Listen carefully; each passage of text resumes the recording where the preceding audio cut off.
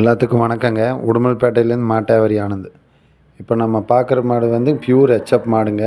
நல்ல பெருவெட்டு மாடுங்க. இப்போ தான் 2ஆம் நீத்துங்க.